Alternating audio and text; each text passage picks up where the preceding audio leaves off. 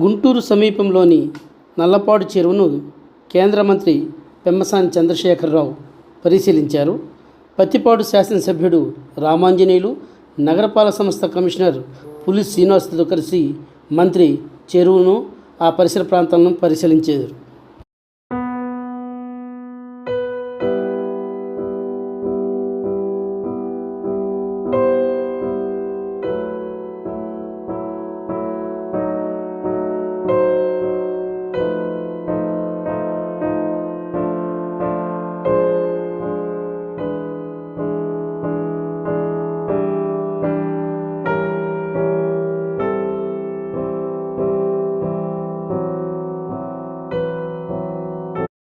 నగరంలోనే అతిపెద్దదైన ఈ నల్లపాడు చెరువు ఆక్రమణకు గురి కాకుండా భూగర్భ జలమట్టాలను పెంచే విధంగా కృషి చేయాలని కేంద్ర మంత్రి అధికారులకు ఆదేశాలు జారీ చేశారు.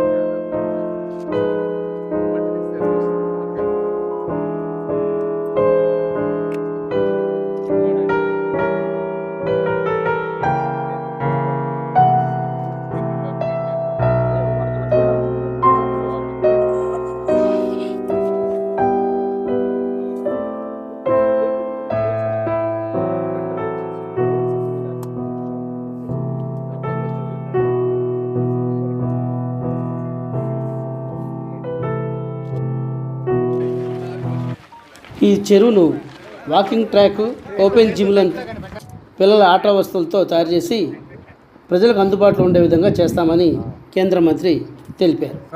ఎమ్మెల్యే రామాంజనేయులు మాట్లాడుతూ చెరువును ఎవరైనా ఆక్రమించుకున్నట్లు తన దృష్టికి వస్తే సహించేది లేదని, ఇక్కడ అభివృద్ధి జరగాలని ఆయన స్పష్టం చేశారు.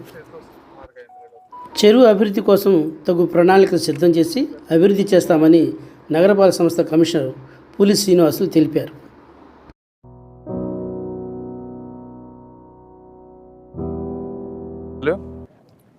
ఇది 27వ డివిజను నల్లపాడు చెరువు. 93 ఎకరాలు, దాదాపుగా 30-40 ఏళ్ల నుంచి పూడికలు తీయకుండా ఇదంతా కూడా పేరుకుపోయింది, గడ్డి అంతా మెలిసి. తర్వాత ఇక్కడ కొన్ని డ్రైనేజ్ కొత్తగా పెట్టినటువంటి లేఅవుట్స్, డ్రైనేజ్ ఇష్యూ కొన్ని ఉన్నాయి. ఈ ప్రాంతం వాళ్ళు మల్టిపుల్ టైమ్స్ మా దగ్గరికి వచ్చి అడిగారు.